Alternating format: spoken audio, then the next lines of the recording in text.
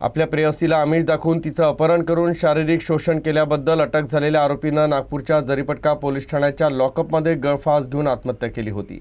या गंभीर घटनेत निष्काळजीपणा केल्याबद्दल एका पोलीस उपनिरीक्षक आणि 3 पोलीस कर्मचाऱ्यांना निलंबित करण्यात आलं आहे। या प्रकरणाचा तपास आता सीआयडीकडे सोपवण्यात आलाय। निलंबित पोलिसांमध्ये पीएसआय नितीन आत्राम आणि पोलीस अधिकारी अभय खडसे, प्रमोद दूधकवडे आणि राहुल चव्हाण यांचा समावेश आहे। घटनेच्या वेळी पीएसआय नितीन आत्राम रात्रीच्या शिफ्टमध्ये होते, तर आरोपींवर देखरेख ठेवण्याची जबाबदारी या 3 कर्मचाऱ्यांवर होती। मृत आरोपीचं नाव नागेंद्र रामजी भाटिया असं आहे। तो उत्तर प्रदेशातील प्रयागराज इथला रहिवासी आहे।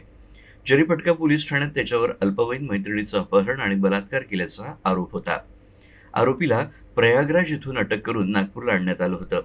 गुरुवारी सकाळी त्यानं पोलीस लॉकअपमध्ये बेडशीटला गळफास लावून आत्महत्या केली।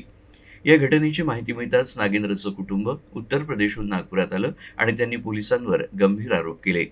नागेंद्रचा मृत्यू पोलिसांच्या मारहाणीमुळे झाल्याचा कुटुंबाचा दावा आहे। यामुळे शहरात व्यापक चर्चा सुरू झाली असून पारदर्शक आणि सखोल चौकशीची मागणी केली जाते। पोलीस उपायुक्त डॉक्टर संदीप पखाले यांनी सांगितलं की पोलीस कोठडीतील मृत्यूचं हे प्रकरण असल्यानं सीआयडी तपास करत आहे। प्राथमिक तपासात निष्काळजीपणा आढळून आल्यानंतर 4ही पोलिसांना तत्काळ निलंबित करण्यात आलंय। स्टेशन प्रभारी आणि इतर कर्मचाऱ्यांवरही पुढील कारवाई होण्याची शक्यता आहे।